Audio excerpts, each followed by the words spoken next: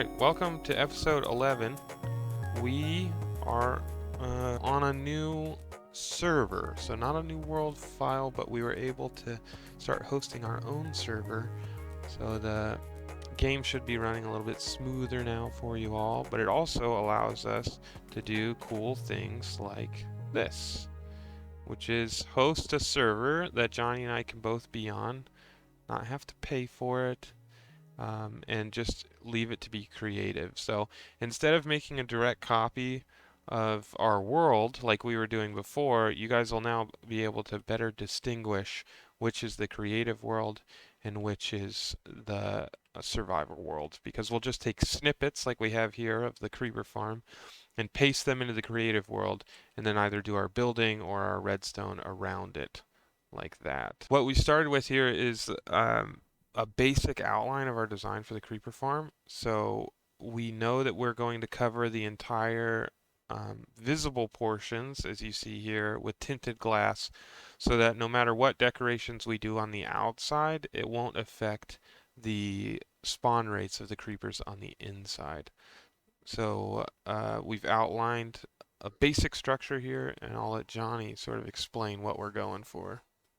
So sort of to emphasize what he just said, we can have light literally on the glass, but they'll still be able to spawn inside. So that allows us to have a lot more freedom in our design. So if we take a look back here, you can sort of see the shape it's sort of trying to take.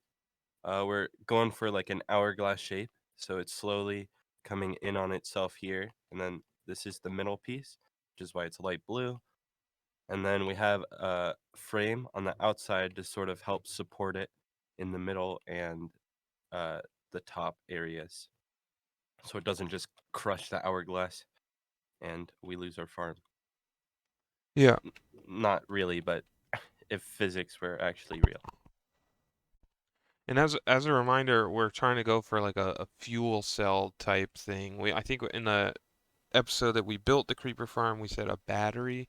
This time we're going to go for a fuel cell. So we're thinking that like the inside where the tinted glass is the actual fuel that would have been harnessed by that ancient civilization.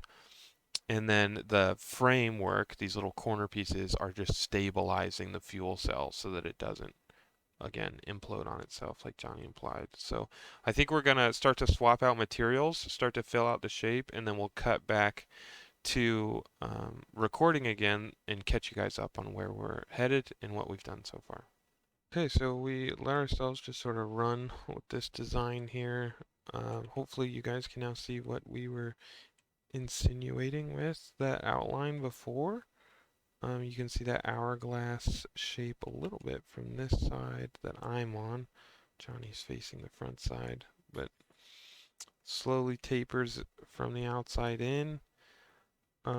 We added a lot of detail blocks in there to sort of get a lot of movement going through, and have those modern looking blocks on the inside with the metals and the slate tiles, and then the materials that match our village design on the outside, holding it up with these fenced scaffolding, sort of securing it from the outside, keeping it in place. We'll keep on going with the design up here for one more tier and down here. But we decided to just give a quick update, uh, sort of show what we were trying to explain earlier. So here's like the focal point, the middle. Sort of looks like you can just, plug something in, grab the power out. Uh, but yeah, I really like the purple look, sort of alien power sort of thing. We do have little lighter paned purple sort of sprinkled throughout, just to sort of seem like it's moving, sort of. Yeah, it's almost like Exactly. it's to imitate like a natural shimmer on the glass. Like if it was normal glass in real life, you would get those lighter colors as the light reflected off of it, especially on an hourglass. So we're just mimicking that with the different colored purple glass. And then we just have the vertical iron blocks going up the whole thing, sort of bringing it together. More expensive and more eye-popping in the middle, and then slowly dimming out as it goes out to the outside, just so that it draws your eye into that center point. It is a little expensive in the middle with the respawn anchors and the lodestone, but the lodestone we can get pretty easily with the nether that we blew up, and then lodestone we have to start piglin bartering for future farms anyways, so might as well start now and get those stuff anyways. Yeah, so we've already set up the gold farm in the previous episodes, and now we'll just have to snag some piglins and throw them in a hole, start tossing gold at them, and see if we can get some crying obsidian to make these respawn anchors. And then you fill them up with glowstone to get these nice little gold accent dots, which it sort of looks like a meter, like it's keeping track of how much power is on the inside. Slowly draining. Yeah. And And I added these fence posts sort of hanging from these chains, just to act like loose chains hanging. So like this is a whole group of chains connecting, and then there's a few of them that either broke, rusted out, or just never got connected, I guess. Sort yeah. of makes it feel more organic. So eventually we'll be able to knock out all these spray torches that we threw in there to light up the space while we were building. But um, the biggest thing that, or the whole reason that we designed this way with the amount of light that it has is so that at night it'll glow in the cave.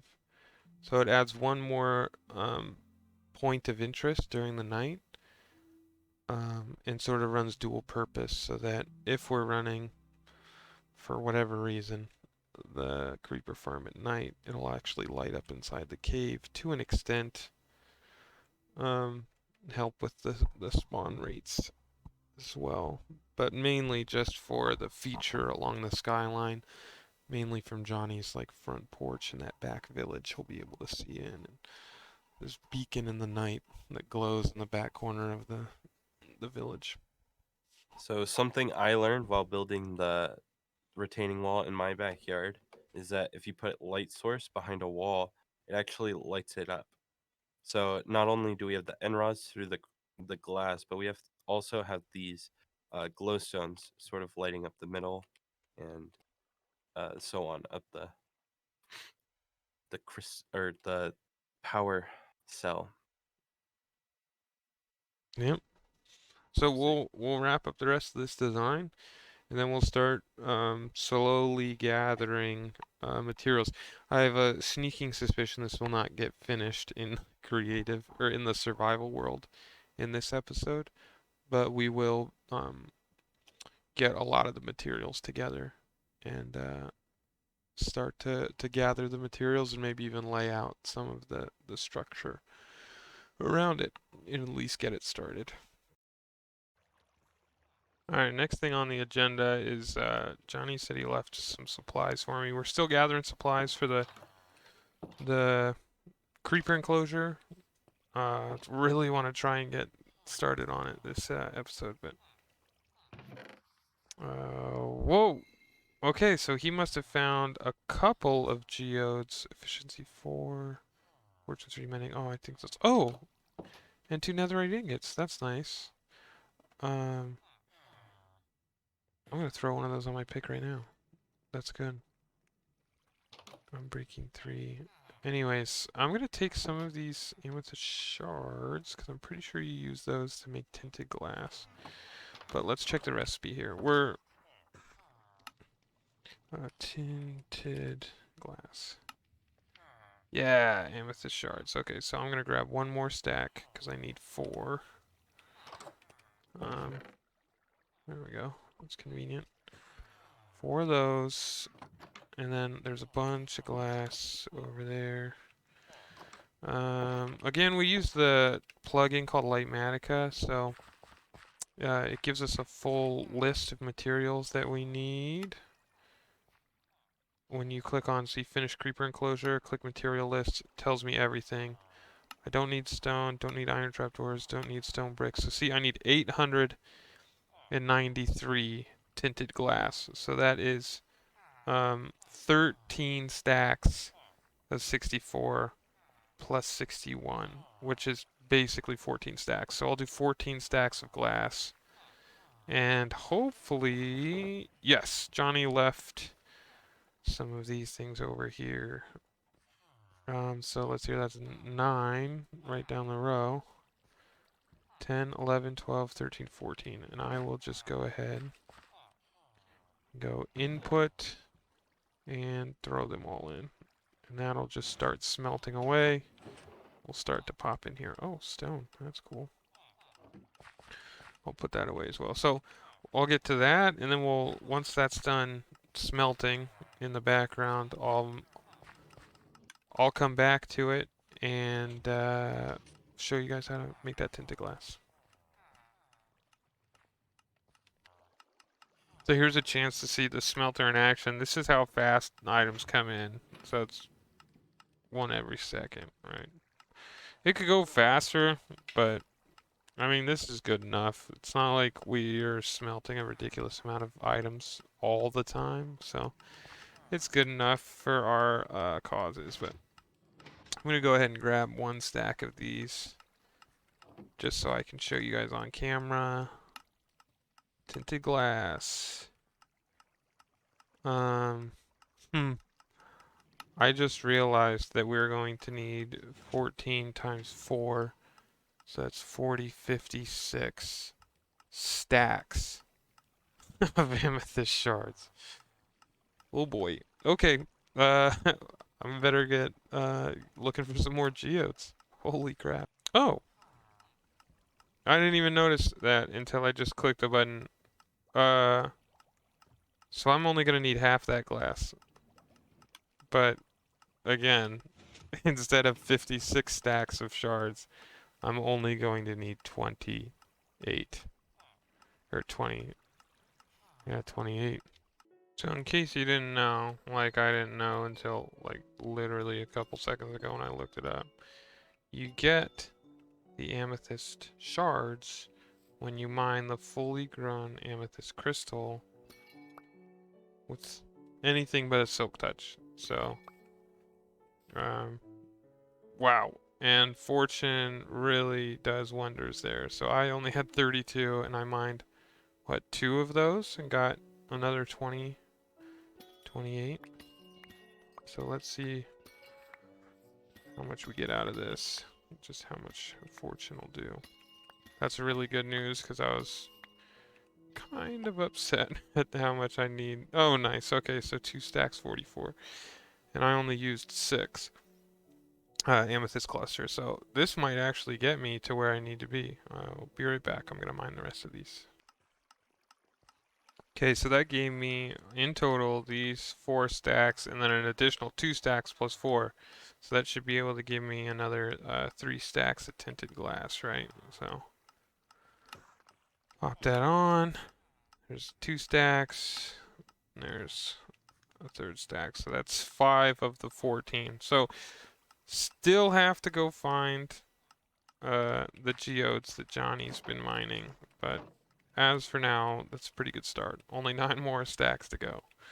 So I came over to Johnny's house to take a look at what he's got. And we hit the jackpot. So there's 2 more stacks, right? Put this one in there. There's 4 more stacks. 6 more stacks. 8 more stacks. That should be 9 stacks right there. Perfect. It's always so nice to be on a server with someone else. Hey, bud.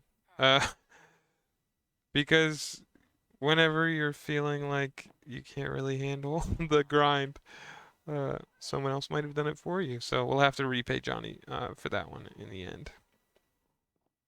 So let's head on back over to the the stoneworkers hut over here. Grab our other... Oops, not that one. Grab some more glass, so... Drop that in there real quick for 2 more stacks of glass. Ooh, that's not gonna work, because I get 2 stacks back. Oh, it will. Alright, cool. There we go. I think we need a couple more. 1, 2, 3. And 1, 2, 3. I believe that is 1, 2, 3, 4, 5, 6, 7, 8, 9. Alright. And then what we do is we go over here, boost around. Oof! Hit the bridge there. And drop them off in this chest so that Johnny knows we don't need any more tinted glass. Whenever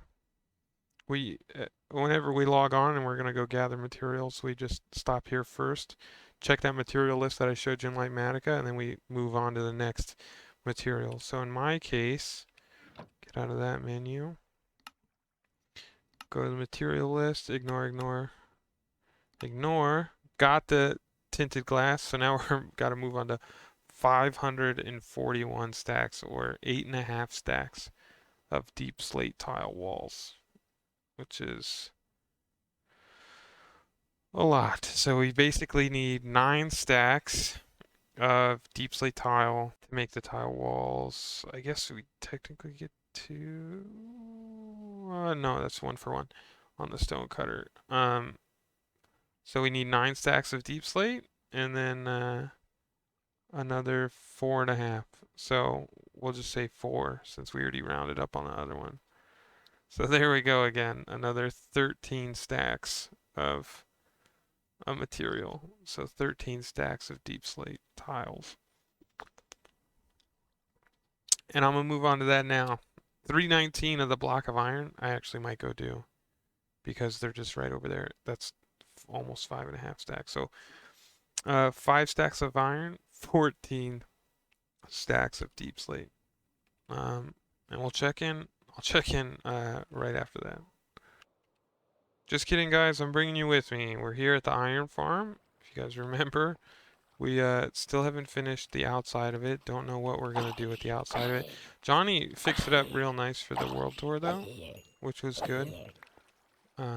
Put in this tube where, like, iron gets shot out from over here. It's turned off right now, so nothing's going to spawn. But that's because we have 2... Oh, not that one. Not that one. Too much iron. So what did I say? 5 stacks. 1, 2, 3, 4, 5. There we go. And that gives us enough material onto the deep slate. I was doing some work down my library, and I keep hearing this rocket go off. And first I thought that it was Johnny just flying out overhead, but he's not even on the server. I was doing work down here on the library, putting in some of the bookshelves. I could have swore I heard something. It'd be really sneaky if you put it in here, but I'm pretty sure. Probably getting... Yeah, see, look, there's cobblestone. Cobblestone. I'm pretty sure that's the super smelter, like, right there. Because we're nearly underneath the masonry shed. So... I mean, I don't think it's down.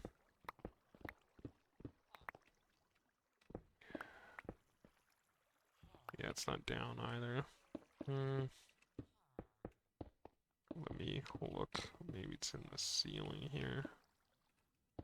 Really got to be careful though. There's sort of threaded the needle here. Come on.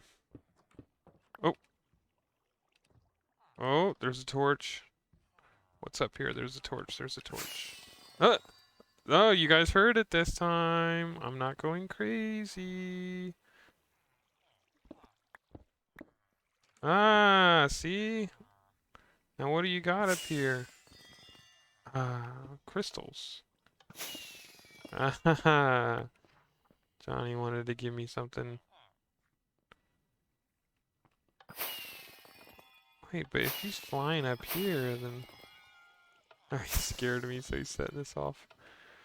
I want to show you guys how this works. I mean, if you follow Hermitcraft, you probably know what this is, but Cubfan accidentally found out, yeah, he accidentally found out that if you launch a rocket into the amethyst crystal, that you actually... Oh, I let the cat out. Now it's not gonna work, but it actually makes that sound. So I don't have a button either. I can't show you. Anyways, it makes that the sound of you walking on the crystal over and over and over again. Maybe I'll put a chicken in there. I guess he put the cat because the cat won't despawn, but I don't own a cat. Well, I do own cats. Maybe I'll get one of these cats. I don't. Oh, they're out meandering around. Anyways, that's funny. Johnny must have stuck that up in there. The other day he played it off so nicely. He just said, "No, I don't know what you're talking about." Anyways, so if you guys want to play a prank on your friends, you can throw like a chicken in some place with a pressure plate locked away and put a name tag on the chicken so he doesn't despawn. And every time he walks over the pressure plate, it'll fire a rocket and make a nice little doorbell sound.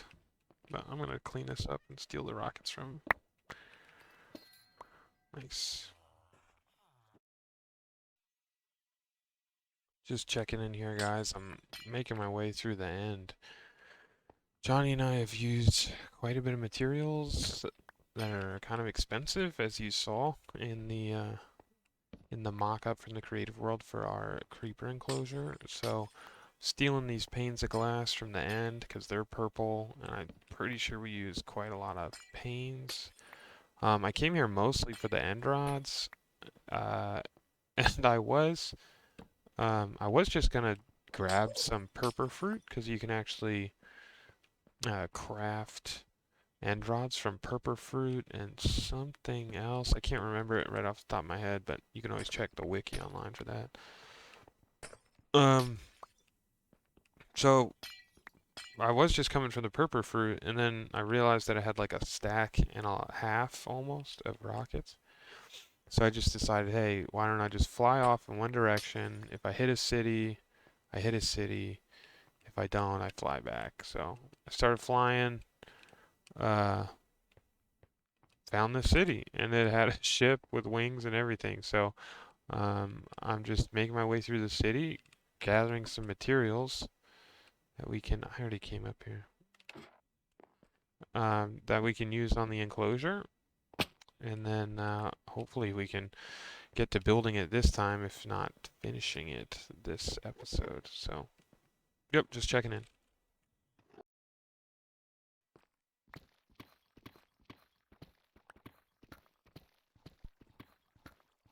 Well, time is. I literally just started recording because I wanted to give you guys an update that I'm out mining up some blackstone because, as you saw in the last clip, Johnny didn't have enough for us to steal and get away with it, so I'm trying to get 9. Oh, accidentally got some iron. Anyways, 9 stacks of some deep slate, not blackstone, some deep slate, so that oh, and I've got my fortune pickaxe, so we'll just go ahead and mine those. See, 6, 10, nice, pretty good.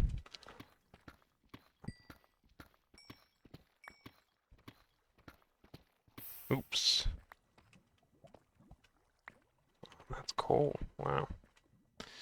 Alright, I'm just going to show you guys where I'm at right now. So, have to go quite a ways away from the base, right? Because we didn't reset the base when we swapped to 117.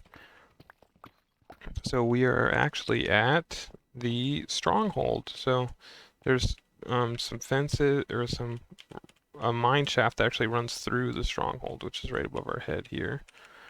And if I make my way back this way, across that lava pit, so we'll go through the mine shaft. I'll show you something that we got here too. think if I drop down here. Yep. So through here, that's where, or this is, oof, not here. No button, okay. So right through here is the end portal. Makes an easy return. Johnny has dug out a hole all the way to this surface so that we can just fly in whenever we're trying to get to the end. Or fly down here to go mining. There's a... Oh, there's Blackstone right there. Could have just done that. Anyways, but right through here as well, Johnny found a geode. So we're mining some crystals here. I think this one's full. For more tinted glass in the future, you know that we've already gotten enough for this project, but there's another row. I think it's this row here. If I follow this row, torches up here. Through this hallway. Johnny showed me this the other day and I wasn't recording, so I figured I'd just show it to you guys now. Since I'm here doing other things. Then we find... Dead end? Oh, because the row stopped. I was supposed to turn this way. And you'll see him here. There you go.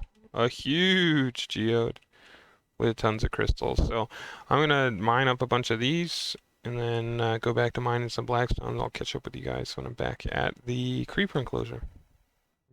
Okay, so here we go, flying in. We got our schematic loaded in, so that's what we got to build next to, but I'm still gathering all the materials and putting them in various chests. I'm going to take some scaffolding out of here. I think this stuff, because then throw the fences in here. Okay, cool. So, oh, you could see that I got the deep slate tile walls and also the deep slate tiles in there. So that's probably one chest. We got a bunch of magenta glass to make the magenta stained glass panes. Now we just need purple dye for that glass. I'm getting pretty close. But again, just give an update when I've got one. And hopefully the next time you see me, I'll be actually putting this stuff together rather than just collecting it.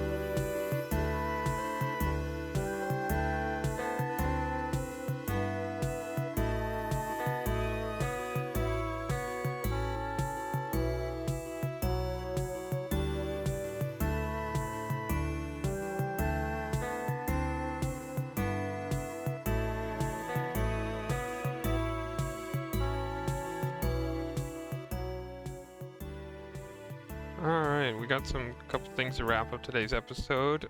As you saw in that final time lapse there, we have the creeper enclosure all taken care of. So let me swoop down here to where we started. We've built from the bottom all the way up to the top, and I don't think you can see any creepers from, well, it's not even on. So anyways, you can see inside where the lava is coming down. Each floor is still in there. And then this enclosure has come down around it. Really like the way that it turned out. We've got some like power levels is what we were going for with these respawn anchors, and a lodestone to really show off like the ancientness or like the foreignness, the alienation of the build. Is that folklore that we were talking about. And it didn't take too long. I mean, gathering materials is gathering materials, and then down here is where the reed farm used to be. So you used to be able to look down into the sugarcane farm. But yeah, I mean, look at it. I think it resembles a fuel cell very well. And it's exactly what we were going for. So I'm really happy with the way that that turned out. And then obviously we're still getting gunpowder right here. Eventually all that gunpowder will come down and be shot out underneath. So you can see the sugarcane farm in there. So a tube will come through this portion and then probably spit itself out into an aqueduct, similar to that one that we were standing on up there. Really excited and pleased with how that came out. So the next portion is we're just going to come right over here. Hello, Mr. Librarian. Just a little catch up on what I've been working on in the library. So I've gotten tons of bookshelves.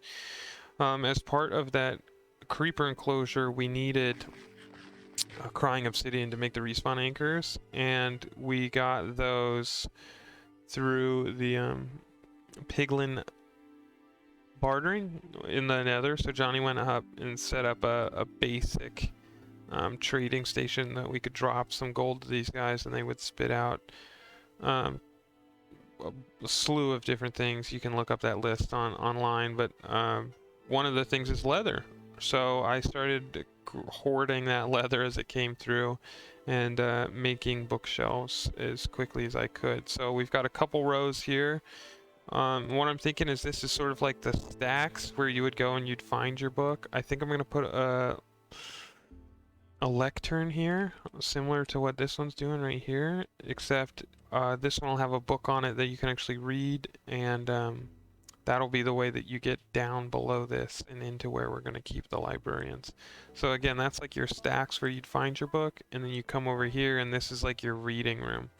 So I'm going to try and put some seats, just a group of like 4 seats here in the middle that I'll get to, but I put a roof in, just like that, and a little like attic space where they'd keep more books, and I'll write some cool stuff in here that I'll show you later, but it's like a little attic space where they'd keep the deep storage of books that only like certain people are allowed to read.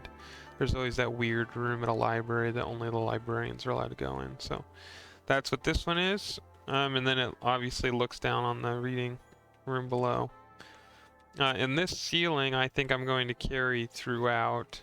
So I haven't really put a whole lot of thought into what the roof is going to look like in here, but I think it's going to be very similar to that, which is stripped birchwood and bone blocks as the ceiling.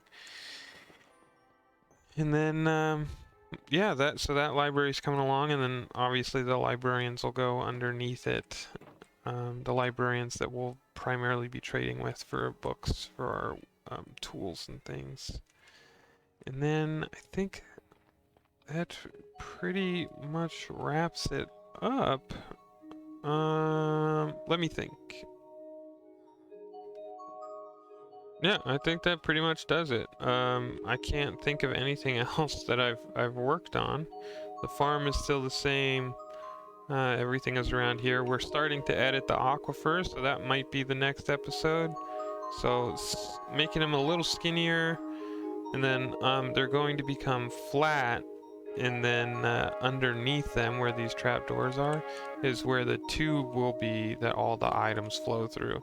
So we'll be able to ride a boat on the top, and you won't see necessarily items floating on the top of this water, but it's like a little bit mixed of form and function. So that lower row of stone will actually be acacia trapdoors with water flowing inside of it, and all the items will flow through that portion and into the bulk storage that we created in the last few episodes. So thanks for watching today. Hopefully we'll get back to regular scheduled episodes, a more regular schedule of episodes and not so much time in between, and keep those notifications on, keep watching, keep commenting, keep liking the video. It's always appreciated. And if you haven't subscribed, subscribe already, and we'll catch you in the next one. Bye bye.